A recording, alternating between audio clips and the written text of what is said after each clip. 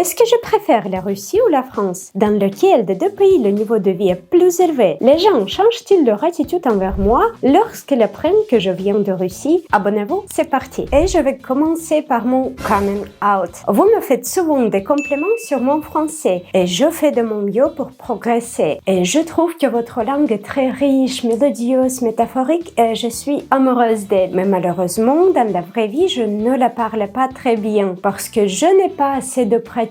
Souvent, j'essaie de commencer des discussions avec des gens en français, mais j'ai curieusement l'impression que tout le monde parle russe à Nice. Même les Français commencent à me parler en russe. Ça me fait plaisir que vous vous intéressiez dans notre culture et que vous appreniez notre langue. Merci beaucoup. Mais aussi oui, je suis perfectionniste et j'ai peur de faire des fautes et honnêtement, je me prépare pour chacune de mes vidéos et d'habitude, je fais vérifier mes textes par un traducteur et même par un correcteur. C'est la vie. J'espère que je ne vous ai pas déçu. Et maintenant, je vais vous parler des choses que j'aime en France. Et en numéro 1, c'est bien sûr les gens. C'est vous. Tout d'abord, vous avez un sens de l'humour magnifique. Franchement, pour moi, c'est le meilleur du monde. À chaque fois que je sors de chez moi, même juste pour aller au magasin, je suis sûre que je vais rigoler. Souvent, jusqu'aux larmes. Je ne souriais jamais autant en Russie. J'ai même mal aux joues tellement je souris. Chez nous, c'est pas commun. En numéro 2, le sourire et la gentillesse. Aussi en Russie, il y a un stéréotype selon lequel le sourire américain ou européen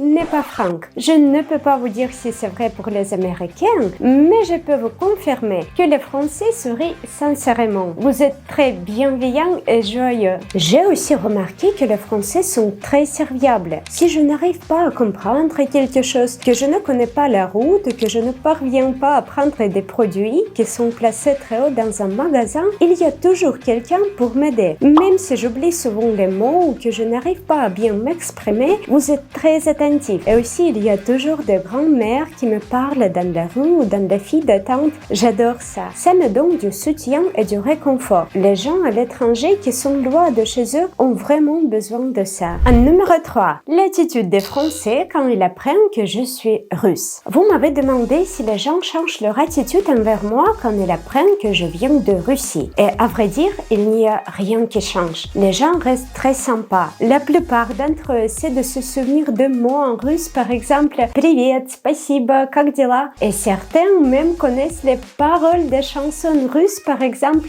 «Kalinka Malinka». Donc les haters n'existent que sur Internet. Bien sûr, il y a les gens qui m'écrivent que je suis une fille de Poutine et que soi-disant mon père riche m'a envoyé à Nice, c'est encore pire. Mais moi, je bloque tout ça parce que c'est ma chaîne et j'ai envie qu'elle reste sympa et vivante pour nous tous, sans négativité. En numéro 4, est-ce que la France a répondu à mes attentes? Elle a même dépassé mes attentes. Avant de venir en France, je connaissais les principaux sites et attractions touristiques, mais je n'imaginais pas qu'il y en avait autant. Il n'y a pas longtemps, j'ai visité la ville de Carcassonne. Elle m'a beaucoup impressionnée. Je suis allée en train et qu'est-ce que j'ai vu par la fenêtre? Vous n'imaginez même pas. Les gars, des flamants roses, des vrais flamants roses. En fait, c'était le parc naturel régional de Camargue. Il y a des lacs roses où le ciel se récolte toujours et il y a plus que 400 espèces d'oiseaux. Depuis, je rêve de visiter cet endroit. Je voudrais voir de mes propres yeux comment on récolte le ciel et y participer si c'est possible. Je suis passée à Montpellier. Cette ville ressemble beaucoup aux villes russes dans le Caucase, telles que Yessentoki et Kislovodsk. J'ai même cru d'être chez moi en Russie pour une seconde. Je veux tellement voyager et traverser toute la France, mais il faut d'abord acheter une voiture parce que se déplacer en train, ce n'est pas très pratique. En fait, j'ai une voiture en Russie et j'ai pensé la transporter en France, mais désormais, pour les raisons évidentes, ce n'est pas possible. En numéro 5, encore un complément de ma part à propos du design français. J'adore comment tout est organisé au niveau du design. Vous avez des artistes très doués et un bon style. Pendant mes voyages, j'ai appris que chaque région a son propre patois, son propre image et même les trams dans chaque région sont différents. C'est vraiment impressionnant. Et aussi, j'ai remarqué que les affiches sur les arrêts de bus sont toujours bien faites. En numéro 6, parlons du niveau de vie maintenant. Ça peut vous sembler paradoxal, mais à mon avis, le niveau de vie des gens normaux est plus élevé en Russie qu'en France. Et ça peut vous étonner parce que tout le monde pense que la Russie est un pays pauvre,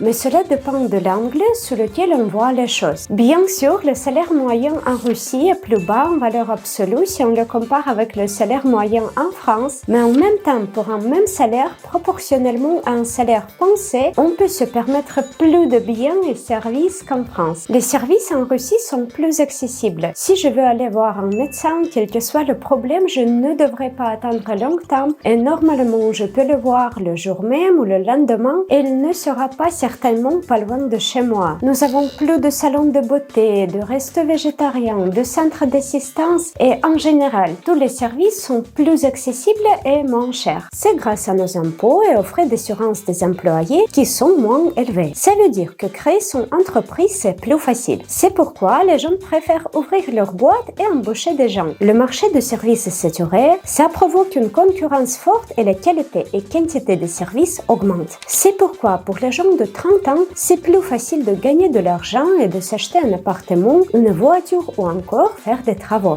D'un autre côté, la France investit beaucoup dans les infrastructures. Vous avez le système de transport assez développé et performant. J'ai remarqué qu'il y a toujours des travaux, la restauration des façades, l'amélioration des parcs, la préservation des monuments historiques. La France investit dans la vie culturelle. Par exemple, dans notre région Alpes-Maritimes, pendant tout le mois de février, il y a le combat naval fleuri de Villefranche-sur-Mer, la fête du citron en Menton, le carnaval de Nice. Imaginez-vous combien d'argent il faut pour tout organiser. La Russie actuellement ne peut pas ni organiser ce type d'événement, ni entretenir si bien ses villes. C'est pourquoi bénéficier de services est plus simple, moins cher et plus rapide en Russie, et c'est aussi plus simple d'y faire des économies, mais profiter de la vie, de la beauté des villes, des musées, des fabrications traditionnelles, du système de transport et enfin voyager, c'est beaucoup mieux en France. En numéro 7, une de mes vidéos qui a beaucoup fait parler est celle sur les SDF en France. C'est vrai que je vois souvent des tentes en plein centre-ville, des gens avec des sacs de couchage qui doivent vivre là où ils trouvent de la place. Et franchement, ça m'a choqué beaucoup. Et ce n'est pas qu'en France et en Élan aussi à la gare, j'ai vu presque une ville de SDF et je me sentais pas très bien, j'avais peur. Bien entendu, en Russie, il y a aussi des SDF, surtout à Moscou et beaucoup moins dans des petites villes, mais vous ne voyez jamais une tente ou un sac de couchage dans la rue. La police ne le permet pas. Les SDF ont toujours un refuge. Souvent, ils réunissent un groupe et trouvent un abri. Je trouve que la différence entre nos pays réside dans les lois. Par exemple, pour louer un appartement en Russie, il te faut juste ton passeport et de l'argent pour payer le premier mois. C'est tout. Il n'y a pas besoin de fournir des documents additionnels. Donc, les gens qui, à un moment donné, se sont retrouvés dans la rue ont quand même la possibilité de tout changer. Ils peuvent toujours trouver un travail au bled ou aider à l'église pour gagner de l'argent et même y vivre quelque temps. Et si tu arrives à économiser la somme d'argent pour payer le premier mois de loyer, tu peux déjà chercher un appartement. On peut toujours trouver quelque chose de petit et pas cher et même louer à deux. Cela veut dire que tu as toujours une chance de retrouver la vie normale si tu as assez de motivation et d'envie. Bien sûr, tu dois continuer à travailler parce que si tu ne peux pas ton loyer, tu seras expulsé dans ton appartement directement. D'ailleurs, ça choque beaucoup des Français, mais à mon avis, c'est normal. Tout le monde est habitué à vivre comme ça. La première chose qu'on fait après avoir reçu nos salaires, c'est de mettre de côté de l'argent pour payer le loyer. Si on n'y arrive pas, on peut toujours emprunter de l'argent à notre famille, par exemple. En France, c'est très difficile de trouver un appartement, même si tous tes papiers sont en ordre. Ça m'est arrivé aussi quand j'ai cherché un appartement pour moi. Tu continues à recevoir de refus encore et encore. Et c'est à cause de la loi française qui interdit aux propriétaires d'expulser les gens qui ne paient pas. Et tu dois aller en justice et ça peut durer des années. Je ne comprends vraiment pas pourquoi le propriétaire doit supporter quelqu'un qui ne paie pas chez lui. À mon avis, c'est bizarre. Allô, c'est ma propriété. C'est pourquoi les gens ont peur de louer leur appartement à n'importe qui et ils préfèrent choisir très attentivement les locataires pour se protéger des squatteurs. Tu dois avoir un bail, un contrat de travail, ton salaire doit être 3 fois plus élevé que ton loyer. Comment un SDF peut-il passer toutes ces épreuves? Comment peut-il commencer une nouvelle vie? Une fois, j'ai vu un SDF à Marseille avec une petite note dans la main.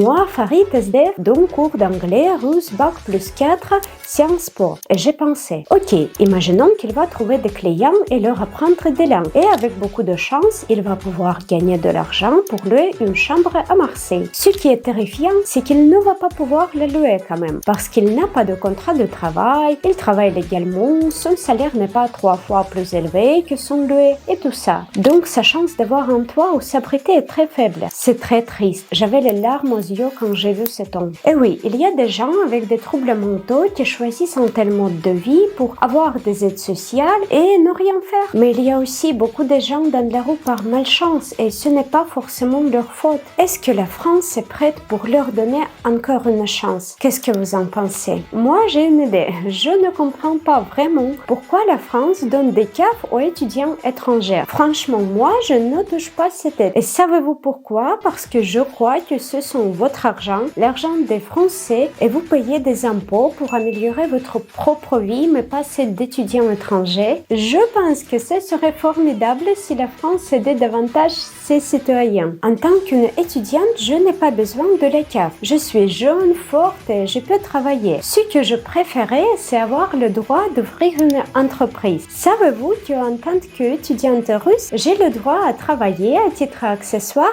mais pas de créer ma propre entreprise. Mais c'est un peu étrange, je trouve, parce que si je ne veux pas travailler chez McDo, par exemple, et moi, je veux commencer mon business parce que j'ai une belle idée, et comme ça, je pourrais payer les impôts. Et la France peut utiliser ces impôts pour aider aux Français aux besoins. Effectivement, c'est un peu étrange. Il serait préférable de me permettre d'ouvrir une entreprise. Non, en numéro 8. En France, j'ai ressenti toutes les émotions possibles. D'un côté, mes lunettes roses sont tombées et j'ai vu la France comme elle était réellement. Ce n'est pas juste de dire que c'est le pays de l'amour, de la Tour Eiffel, car en France, il y a aussi les problèmes, la vie quotidienne, les contraintes. Mais moi, ici, je suis une invitée et je ne veux pas critiquer votre pays et je n'ai aucun droit de le faire. Au fil du temps, j'ai réussi à accepter toutes ces particularités comme elles sont. Tu commences à comprendre le pays de mieux en mieux et à l'aimer encore plus. Imaginez, vous sortez avec une fille. Elle est toujours bien habillée, bien maquillée et très joyeuse. Vous la voyez comme les touristes voient la France. Après, vous tombez amoureuse d'elle et vous vous installez ensemble. Mais plus tard, vous commencez à remarquer que la maison elle est fatiguée parfois ou pas très bien habillée. Souvent, elle n'est pas de bonne humeur. Mais vous ne l'aimez pas moins, vous l'aimez encore plus. Vous êtes attaché à elle encore plus parce que vous la voyez sans masque. Vous voyez sa vraie image. J'ai connu la même chose avec la France. Je sais de plus en plus et je tombe encore plus amoureuse de ce pays et de ceux qui m'entourent. Merci beaucoup à vous les gars parce que c'est vous qui m'aidez à parcourir ce chemin difficile mais en même temps fascinant et intéressant dans votre maison magnifique, la France. Et je vais également partager un petit peu mes émotions parce que je viens de revenir de Monte Carlo Tennis Master et aujourd'hui c'est Andrei Rublev qui a gagné. Et il a montré non seulement un vrai talent pour le tennis, mais aussi je trouve qu'il est une personne très gentille et très agréable. Malgré la fatigue, il a pris des photos avec chacun qui est venu le soutenir et il a consacré du temps à chacun et aussi signé des autographes. Et voilà une balle, c'est le public qui m'a offert cette balle, j'ai eu de la chance. Le jeu d'aujourd'hui m'a inspiré beaucoup parce que moi aussi je joue au tennis, mais honnêtement je ne fais aucun progrès. Peut-être c'est parce que je ne m'entraîne pas avec un entraîneur et j'ai décidé que je veux aller jouer au mur tous les jours pour améliorer mon tennis et peut-être pour gagner un tournoi un jour. Et c'était tout pour aujourd'hui. J'espère que vous avez déjà abonné sur ma chaîne YouTube, mais aussi n'hésitez pas à me suivre sur Instagram et on se retrouve pour une prochaine vidéo. Au revoir!